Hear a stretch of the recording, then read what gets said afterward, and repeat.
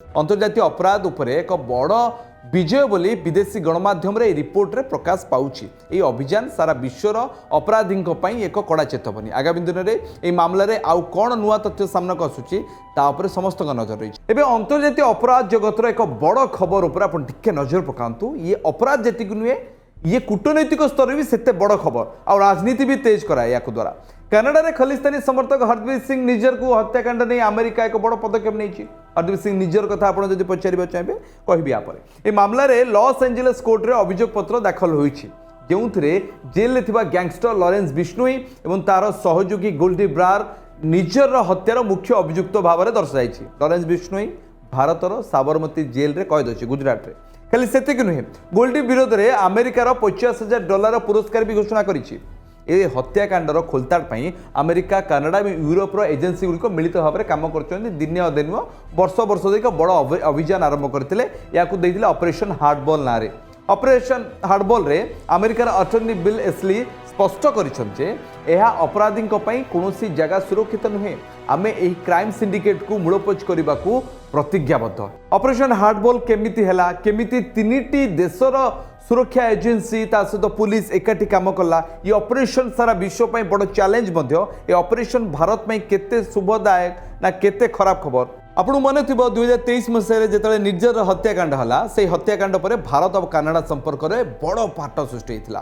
कनाडार तत्कालीन प्रधानमंत्री जस्टिन ट्रुडो ये हत्याकांड पर भारत को दायी करने को चेष्टा करते चेष्टा कौन करी पार्लियामेंट भितर बसी भारतर सबू अभियोग को खंडन करता प्रत्याख्यान करता। अभियोग करते भारतर एजेन्सी भारतर सुरक्षा एजेन्सी हत्याकांड में संपृक्त अच्छा।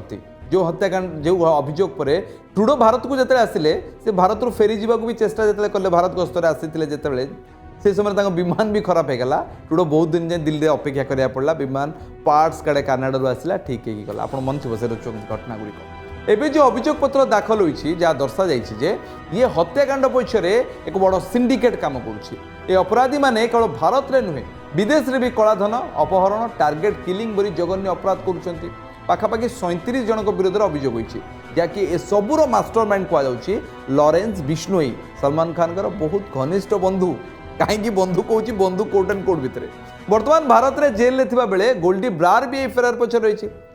अंतर्जातीय अपराध उपरे एक बड़ विजय बोली विदेशी गणमाध्यम रिपोर्ट रे प्रकाश पाउछि। यह अभियान सारा विश्वर अपराधी एक कड़ा चेतावनी। आगामी दिन में यह मामलें आउ कौन नुआ तथ्य सामना आसूची तापर समस्त नजर रही।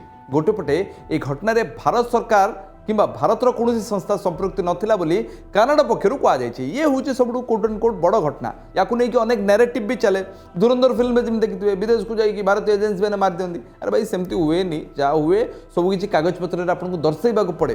तो यह परिस्थिति भितर जो सब अभियोग कराला भारतर संपृक्ति भारत सरकार कौन संपृक्ति ना स्पष्ट होती। ये घटनाक्रम दुई देशर संबंध में अग्रगति को दर्शाऊँ। कनाडा सरकार पक्षर कहुई मामलार तदंत जारी रही। आईन अनुଯାयी अपराधी विरोध कार्यानुष्ठान भी करा एवं किपरि भाव में वर्तमान समय पूरा मामला उपरे जदि आपन टिके नजर पकेबे तो जानी परिबे जे ये ऑपरेशन हार्डबॉल केते सहज थिला ना केते कष्टकर थिला। 2023 मसीहा जून 18 तारिख में कनाडार सारे शहर एक सिख गुरुद्वारा बाहर खलिस्तानी समर्थक भारत पर मोस्ट वांटेड थिबा हरदीप सिंह निज्जर को गुली करी हत्या करागला। यह घटना को नहीं भारत और कनाडा भितर कूटनैतिक संपर्क में बड़ धरण फाट आसीथिला। भारत विरोध में एक बड़ अभियोग भी आनीथिला कनाडा। आपण जान रखु भारत पर कनाडा रे सबुठु अधिका सिख रुहंती सेकेंड इंडिया भी कहा जाए सिख पाई। घटनार किस समय पर कनाडार तत्कालीन प्रधानमंत्री जी थे जस्टिन ट्रुडो यह हत्या पछरे भारतीय एजेंट का हाथ थिबा ने संदेह प्रकाश कले। भारत सरकार यही प्रसंग को नहीं अभियोग को संपूर्ण खंडन करने सहित ट्रुडो लगे जो अभियोग अवास्तव राजनैतिक उद्देश्य प्रणोदित बोली कहगला। एबे अमेरिकार लॉस एंजेल्स कोर्ट रे जो फेडरल कोर्ट रे जो अभियोग पत्र दाखल पाई एथिरे जेल में थिबा गैंगस्टर लॉरेंस बिश्नोई तार सहयोगी गोल्डी ब्रार को हत्याकांडर मुख्य षड्यंत्रकारी बोली दर्शाई। ऑपरेशन हार्डबॉल ना रे अमेरिका कनाडा यूरोप जो एजेन्सी माने मिलित अभियान करते 24 जन गिरफ्त कर। किंतु सबुठु अधिका प्रश्न यह सृष्टि करुच्ची जे जेल भितर रही कौन लॉरेंस बिश्नोई एत बड़ क्राइम नेटवर्क कर पारुची। ये सही लॉरेंस बिश्नोई जी कि सलमान खान को ऊपर गुली माड़ घर उपर बारंबार गुली माड़ कर सलमान खान को बंधु भाव में बाबा सिद्दीकी को हत्या करथिबा कांडरे लॉरेंस बिश्नोई अच्छी। लॉरेंस बिश्नोई को ना नहीं कि दिशा पट्टनायक घर जन अभियुक्त गुली माड़ करथिला ताको एनकाउंटर करके खत्म कले यूपी सरकार।